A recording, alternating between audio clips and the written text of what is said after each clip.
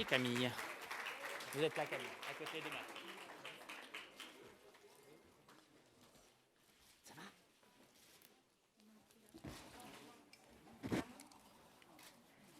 va? 10 more seconds for the photos, please. 10, 9, 8, 7, 6, 5. 4. It's a bit, yeah, a bit too much. Just enjoying it. How you doing today? You good? Pretty good. Yeah. And you? All good, man. All good. Thank you so much, guys. Thank you very much. Thank you. Yeah, yeah. Voilà. All right. Thanks so much for being here for the Stillwater press conference. Ouais. We're going to start the introduction by the revelation, la révélation du film. Elle nous a fait tous, je pense qu'on peut le dire, tous complètement craquer. Merci d'applaudir très fort Lilou Siovo.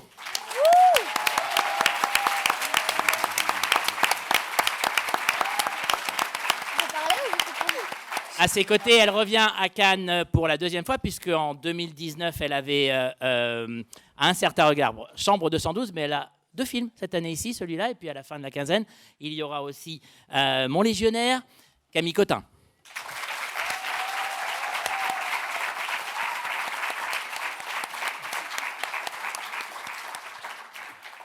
Il est peut-être l'une des plus grandes stars du cinéma américain actuel. Il revient à Cannes pour la 5e fois, Matt Damon.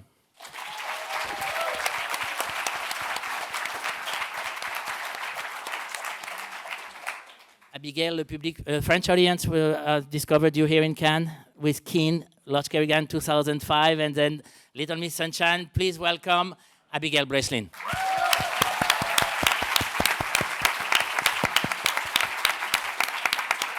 And the gentleman next to me, his last film, yeah, we may have heard of it. Spotlight, a couple of Oscars, big success, and now he's coming back in Cannes with Stillwater, Tom McCarthy.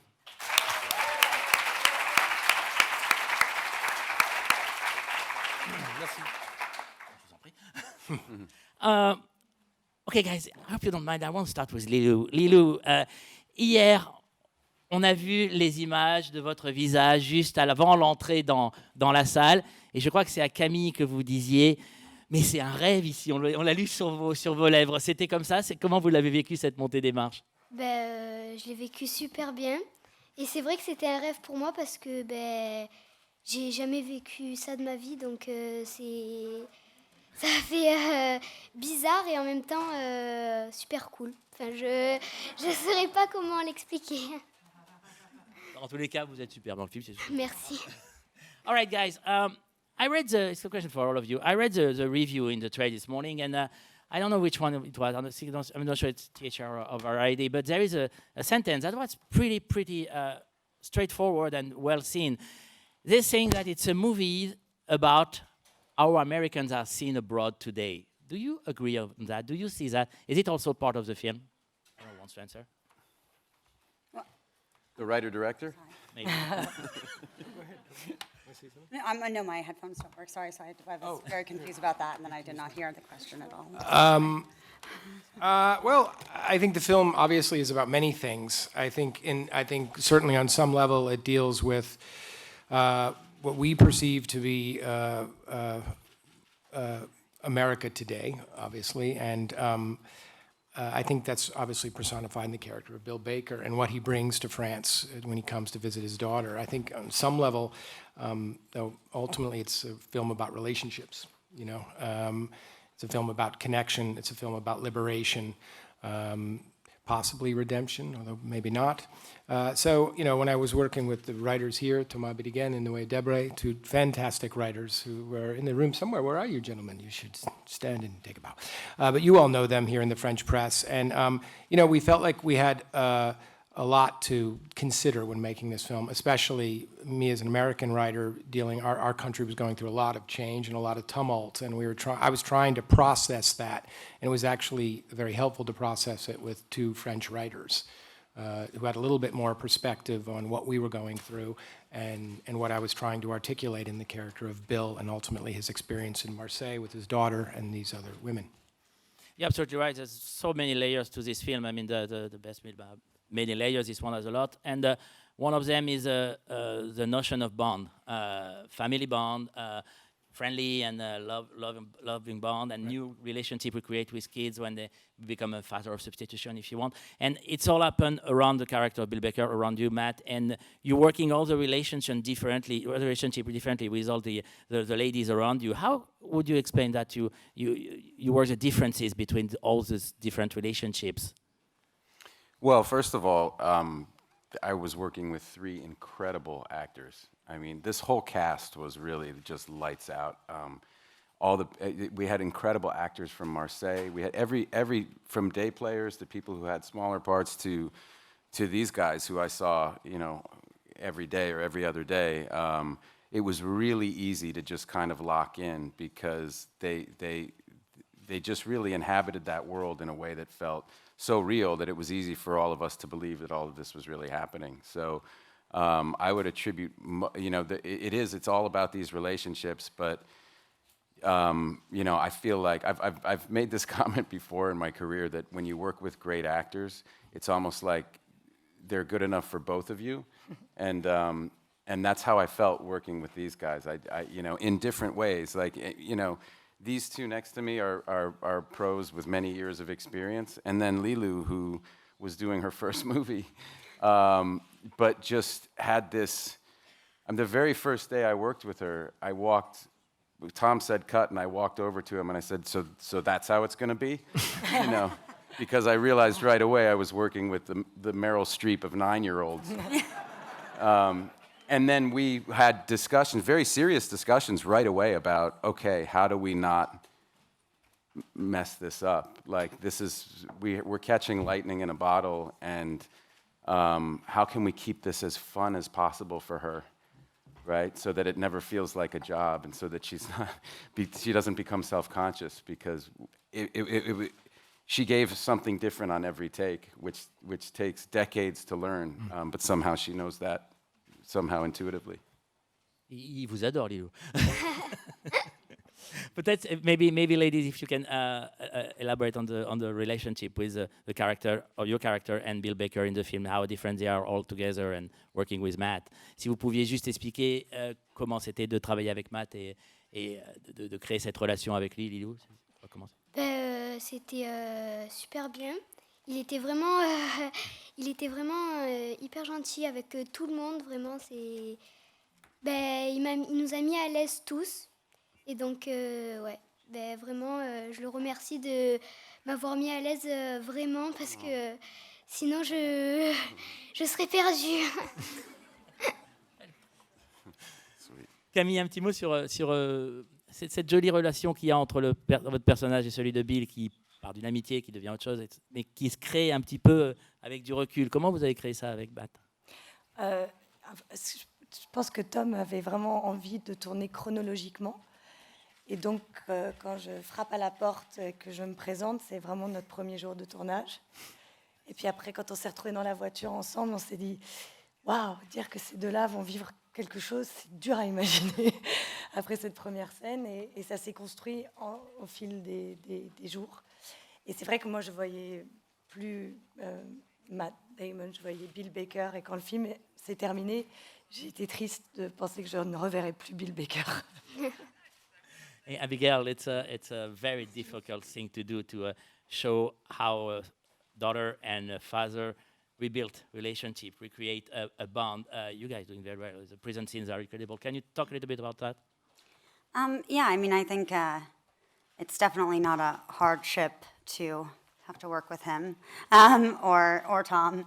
And I mean, I think their relationship is so complicated because it's not your average father-daughter relationship. It's very strained and very complicated, and I think that they're both, I think Allison is very hard on him because it's a kind of self-protective measure on her end to not be hurt and lied to again, which of course doesn't help the situation. But I think when he's really her only ally, and it's not the ally that she ever really wanted to have to use, that's makes it complicated. But at the end of the day, I mean, a parent always loves their child, and a child always loves their parent. So they're both messed up in their own unique way.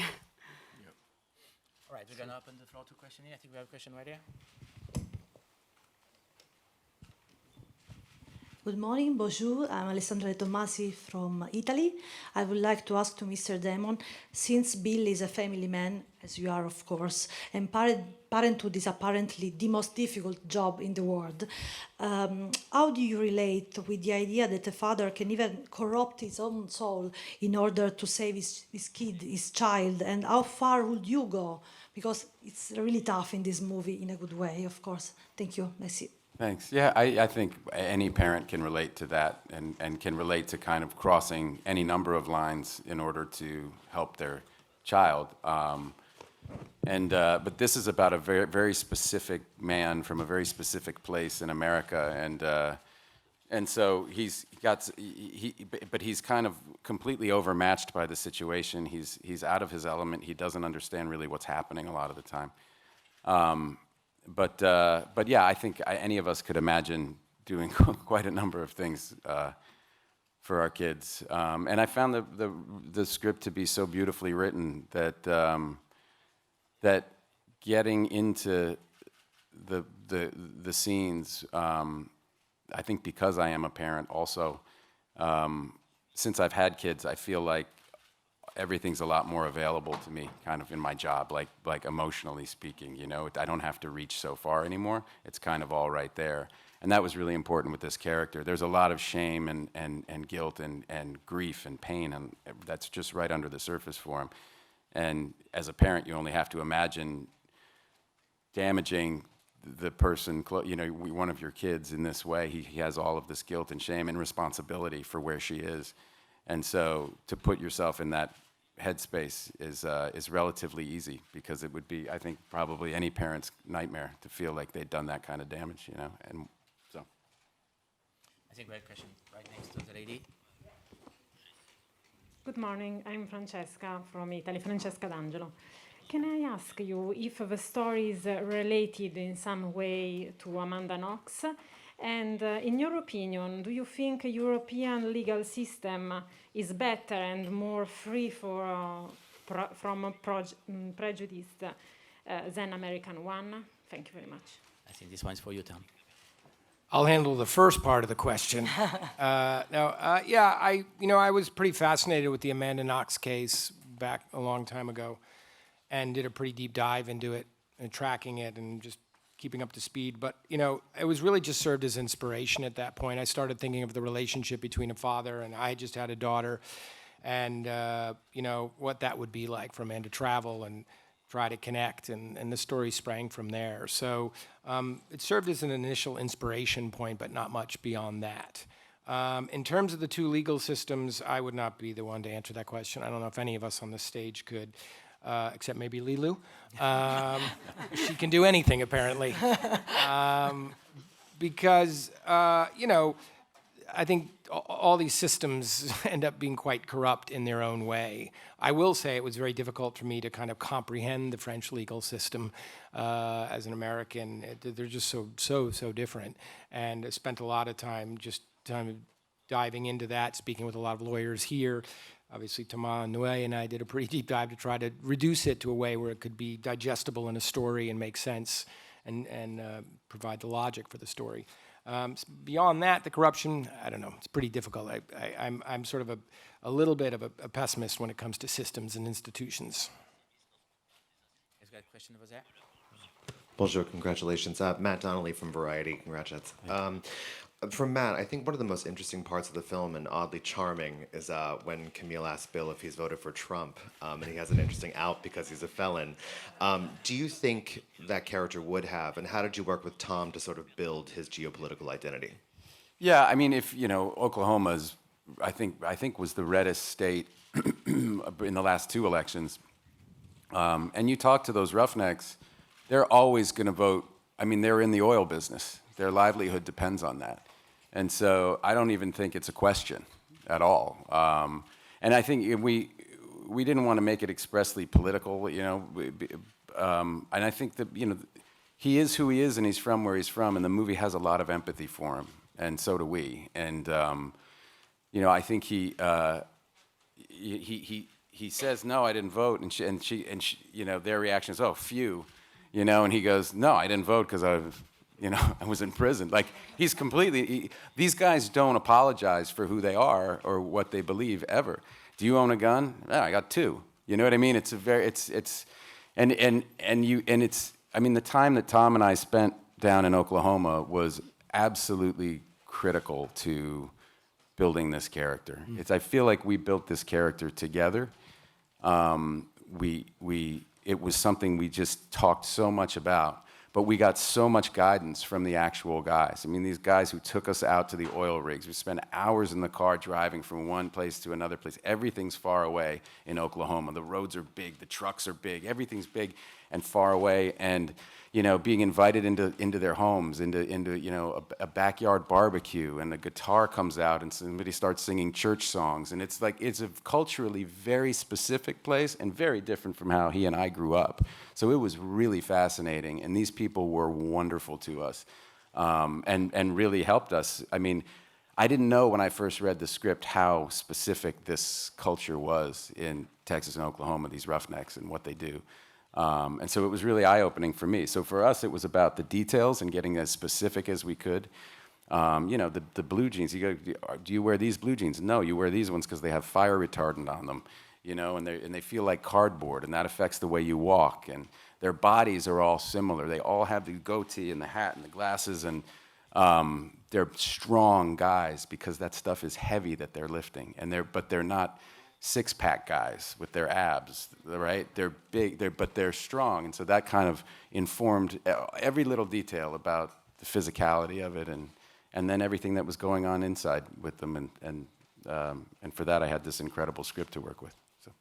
Yeah, I'll add to that. You know, we spend some time in Oklahoma with these and their families, these roughnecks and their families, and terrific people. But like, what was fascinating to me is I hadn't worked with Matt before, and how quickly and what a quick study he was. Like, this may be a quiet performance, it may be a restrained performance, it's certainly an elegantly subtle performance, but boy, is it, in my mind, a masterful performance. He's a completely different person, and by the time he got to set, he sort of was there. It was a couple months before pre-production that we went there, and he just did all his work. He started walking, started thinking, that, like, you know, just he'd done his homework, and that goes for every actor on this stage, but specifically in regard to that world, what Matt brings to this movie is, in my mind, just what ultimately makes the movie work, right? It's the center. He is the earth of the movie in a way. And I couldn't say enough about the specificity of his preparation and work for the role. If I could elaborate just 1 second, was he really different in Marseille, Matt? Was he different? Yeah. What do you mean? How do you mean? His posture, his way of... Did it change as it's changing in the film? Yeah, I would think so. I mean, you know, I will say, personally speaking, there was times where I went to Marseille and I felt like I understood Marseille better than I understood Stillwater, Oklahoma. Like, and that's when you get into culture and all these other things. It's just the spirit of Marseille coming from New York City, I kind of get. It's a messy, sloppy, integrated city that's broken in some ways and wonderful in others. And I connected with it. Bringing Bill Baker and dropping him in Marseille, because as Camille said, like, Matt was so fully formed by the time he arrived. It was really wonderful. Like, it felt like a video game watching Bill Baker just plod along through Marseille. I think we're going to make that as a sort of Nintendo thing and spin it off. Focus guys are like, can we do that? Can we? Possible, Jason Cassidy? But, you know, what was really wild is, Damon and Noé and I were talking about this last night, after the sort of second half of the movie, when we come back from him failing to capture Hakeem in that moment, and he's sort of living in the apartment with him. And if you notice, it's just like he's just opened up a little bit more. He's a little softer, a little gentler. And watching that, we always felt if we could get that scene to work, where he's making hamburgers and arguing about doing homework and talking about being a roughneck, and then Camille coming home and them just seeming like a kind of family, if that scene works, we felt like the movie would work.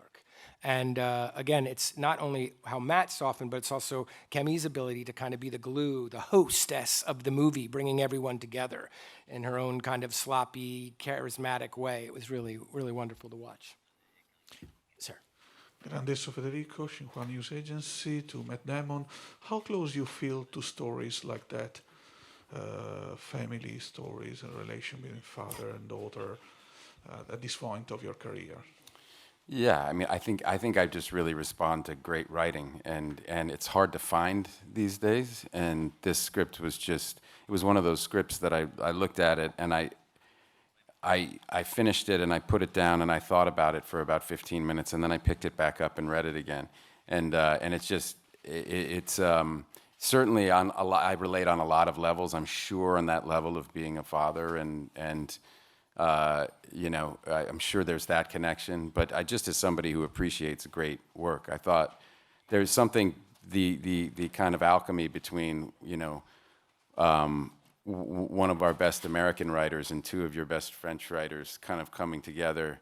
It's just something really wonderful happened, and it's a really unique movie.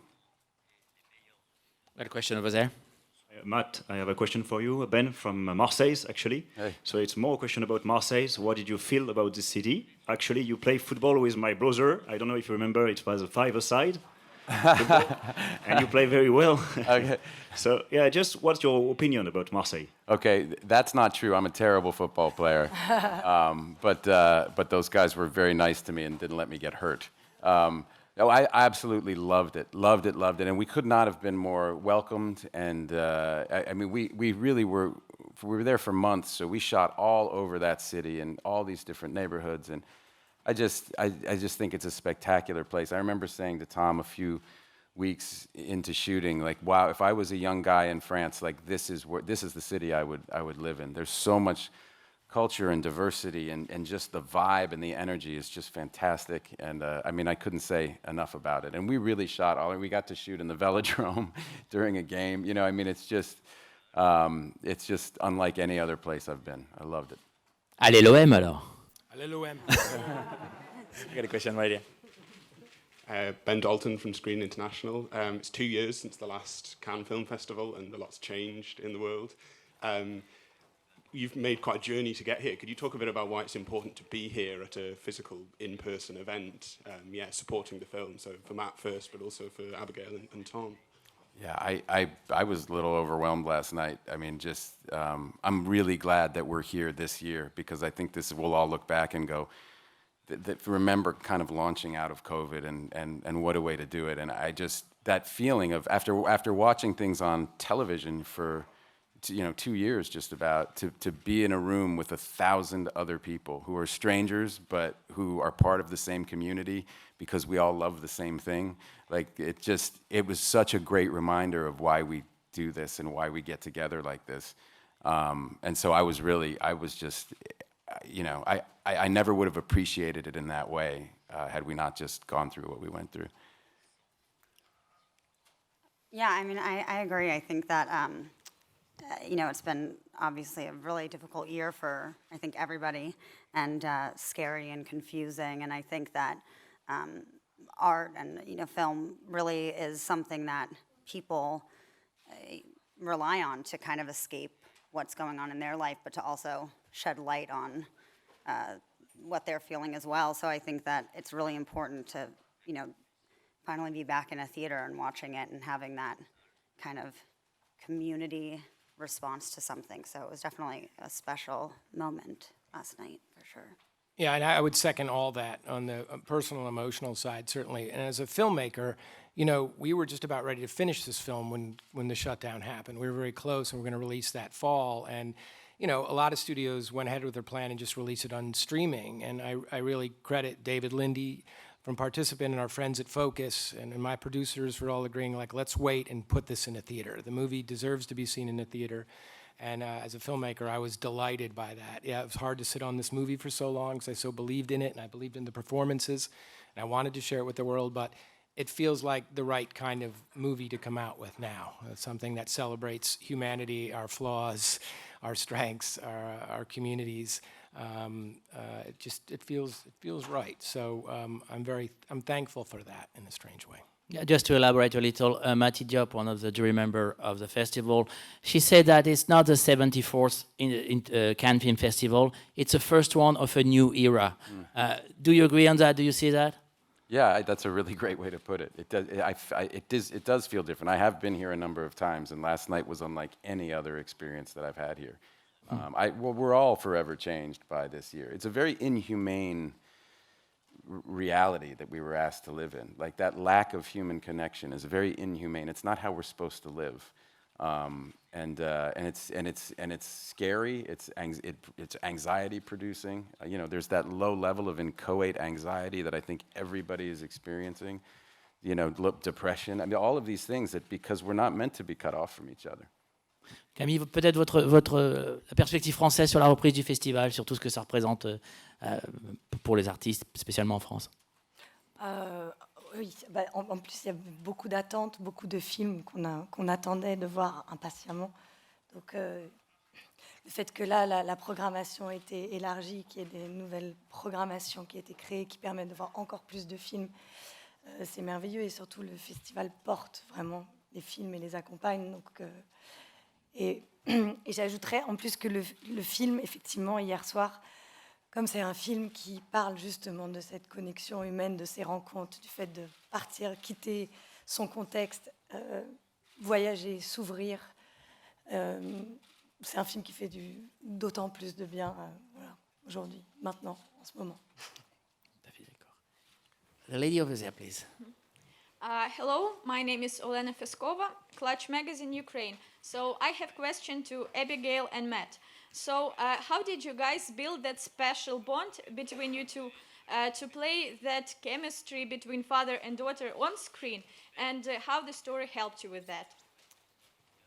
Well, I would say Abby had a really difficult job on this movie because every scene that she had was really intense, like emotionally. And as you can imagine, we shot in the prison. We lined those scenes up, and shot them day after day after day. And it was exhausting for her. I'm very much reacting to her in those scenes. I'm there to see her, to help her, to do whatever, So it was really a clinic and just, somebody being just like a thoroughbred and being able to do heavy scene after heavy scene, because she had to live through this experience in a relatively short time. The experience of being, trapped in this place that she doesn't feel like she belongs, and she's desperate to get out. And I mean, those are heavy things to be playing with on the job every day. So it was really a testament to her and what she brought. Thank you. You're welcome. So sweet. He's right. Everything he said was me. No. It's true. No. I think we spent time going through some of the scenes with Tom, and it's Allison and Bill already have this kind of innately awkward relationship with each other because they don't see each other like every day, like normal father-daughter relationships usually are. But I think that what really helped me the most is that Matt is one of the most patient actors, because there were scenes where it was they're complicated moments, and I was like, I am so sorry that I am just not getting this right at all. And he was just the most professional and kind and giving actor. So I would say basically the same thing, that working with somebody as incredible and patient and kind is just a blessing. And Tom was great too. We got a question right here. Good morning, Giulia Bianconi from Italy.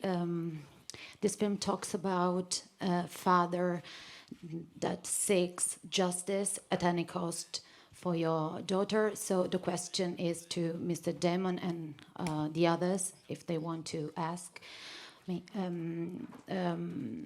what does justice means to you? Thank you. Well, it's interesting because I think where he is at the end of the movie, he gets in a way what he thinks he wants at the beginning of the movie, and going back, it was really deeply affecting to shoot. We shot the end of the movie at the very end, and that last scene is the very last thing we shot, and I couldn't have done that. I wouldn't have understood the words as much but having been through that whole Marseille experience and been through that relationship with Camille and Lilou and seen that life, it's this guy who, under ordinary circumstances, would never even know that that existed, that that was available in the world, right? It's so completely different from life in Stillwater, Oklahoma. And so to go back there at the very end when he just says, I don't hardly recognize any of it. It's like the world will never look the same to that guy. And so, yeah, what was the question? Justice. Yeah, justice. Okay, yeah, justice. So, you know, they escape the kind of institutional, you know, sentence that she had, but there's, you know, he's facing a very kind of intense sort of purgatory. He knows he can't go back, and yet it's hopeful that now that he's seen this world and what can be in this world, that there's hope for him in the future. He's grown. He's evolved as a human being. But he lost. You know, he has the relationship with Lilou, with a little girl that he couldn't have with his own daughter because he messed it up, and all of the pain and the shame and all of care that he carries, and he suddenly has this relationship and this amazing woman that he meets who's so much more dynamic than anybody he'd ever met anywhere. And now he's going to watching theater in French, you know? Like, it's a world that he couldn't have imagined. And that's what he loses. And when Tom and I walked into his house that Tom had picked for him, this is Bill Baker's house in Oklahoma, we walked in and put the suitcase down and went, oh my God, can you imagine coming back after having been through that experience? I mean, it's very, you know. Yeah, I remember when we shot that scene, and I added that scene on the day. It's the last scene when he arrives back in Oklahoma, with just one wide shot of him setting down the bag, turning on the light. And I called cut, and I walked over to Matt. And Matt walked in, and I thought he was going to set down the bag and move to the house, and he just walked in and dropped the bag and just stood there for like a minute until I called cut, because it was getting awkward. And I walked over to him, and I said, how'd that feel? And he goes, that felt like the saddest moment in my life. And it was in that moment that sort of clarifies the movie, right? This isn't a redemption story. This isn't necessarily a success mission. This is a man who sacrificed a lot. And I think it's less about, I think the movie's less about justice and your interpretation of justice. And it's more about morality and maybe someone's moral imperative and what they believe to be their moral imperative. For me, that's really what the focus of the film, and I think that's why there is a tragic element to this film. The justice system is flawed all the way around, for everyone, for Akeem, for Abby, for everyone involved, right? And so, but I believe where we net out there, that emotional ending. I was also thinking the last line, as we were just talking about COVID earlier, because when you brought up that line, I don't hardly recognize it anymore. And it's like, you talk about a line coming out of a year of COVID and the last 4 years we've had in this country. And that to me is the film right there. That to me, that landing on that line couldn't feel more right. And hearing that line last night in that theater with a French audience was particularly powerful and memorable for me. We have time for one more question over there. Hi, I'm Victor Burris from Paris Vision Libre. Thank you for that movie. That really moved me to tears. I have a question for Tom. How is it to lead a French crew and French actors? Very difficult. No, please don't print that. No, it was a joy. I mean, it really was. I mean, you know, starting with my collaboration with Thomas Noé on the script, and realizing that we weren't making an American film and we weren't making a French film, we were making a hybrid film. And that had to translate all the way down. And we talked about that with my producers, with my key crew that I brought from America, that we had to make this film a little bit differently. And 90% of our crew is French. And we didn't want to just bring in the American style of filmmaking. We wanted to adapt. I felt like it was important to the process and ultimately the finished film, that it felt authentic in that way, that a French audience would see it and connect with it, like it felt like they did last night in that theater. So it was, for me, a dream come true. Someone who was greatly influenced by French cinema, by European cinema, to be able to actually make that movie in Marseille. And again, I got to thank the studio for financing it and allowing me to go tell this incredibly original story in that location with those actors and these wonderful French actors and crew. All right, Lilou, Camille, Matt, Abigail, Tom, merci beaucoup. Merci beaucoup.